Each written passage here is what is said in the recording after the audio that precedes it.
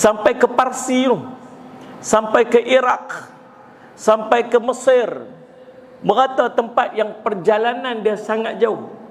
Kalau nak hantar satu-satu surat, naik unta, naik kuda, perjalanan mungkin pergi sampai 6 bulan baru surat tu nak sampai. Ke Syam saja, di Syria, di Palestin, daripada Madinah saja kurang-kurang 2 bulan perjalanan surat tu nak sampai. Ada seorang governor namanya Abu Musa Al-Asy'ari radhiyallahu anhu, diutuskan untuk jadi governor di di Iraq, di Basrah di Iraq. Lalu surat sampai dekat dia daripada Amirul Mukminin. Amirul Mukminin Sayyidina Umar duduk di mana? Pusat pemerintahan di Madinah. Sampai dekat sana tempoh hampir lebih kurang 2 bulan baru sampai dekat Basrah di Iraq. Dia buka surat, perintah ini berkuat kuasa 1 Sya'ban. Dia baca-baca, ni dia punya pengutus surat tu duk ada lagi. Dia baca 1 Sya'ban. 1 Sya'ban bila? 1 Sya'ban tahun ni ke? 1 Sya'ban tahun lepas ke? Dia pun tulis balik, wahai Amirul Mukminin, telah sampai kepada saya surat kamu yang bertarikh, yang bagi efektif 1 Sya'ban. 1 Sya'ban tahun ini ke 1 Sya'ban tahun lepas. Hantar balik surat tu pergi dekat Amirul Mukminin. Sampai-sampai dia baca, baru perasan yang akan berlaku masalah komunikasi yang besar bila tak ada tahun kita sendiri. Okey, boleh faham dekat tu? Lalu panggillah para sahabat radhiyallahu anhum untuk berhimpun mesyuarat nak ambil 1 tarikh sebagai permulaan kalender. Tuan-tuan kena ingat 2 benda. 1 tarikh, 1 permulaan tahun.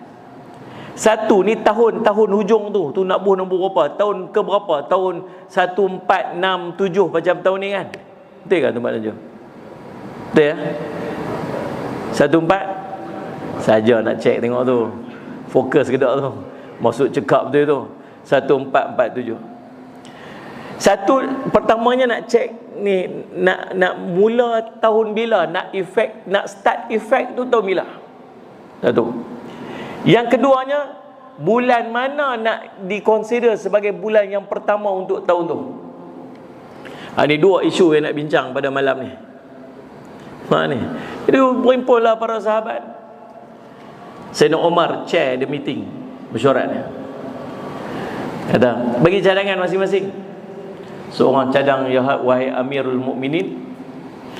Amirul Mukminin ni gelaran kepada khalifah. Amir masuk ketua, Mukminin masuk orang Islam.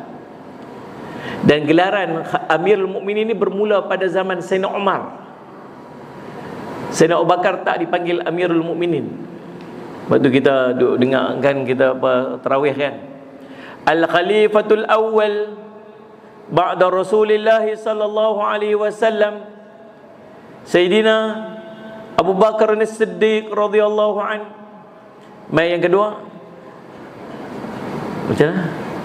Al-Khalifatul Thani ba'da Rasulillah sallallahu alaihi wasallam Amirul Mukminin Umar bin Al-Khattab radhiyallahu an. Dia kan?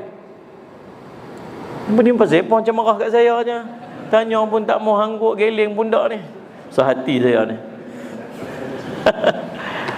Pasal apa dia gelar Amirul Mukminin? Tuan-tuan boleh bayang kalau dia gelar Khalifatul Rasulullah SAW. Khalifah Rasulullah maksud pengganti Rasulullah. Siapa yang mengganti Rasulullah? Sayyidina Abu Bakar.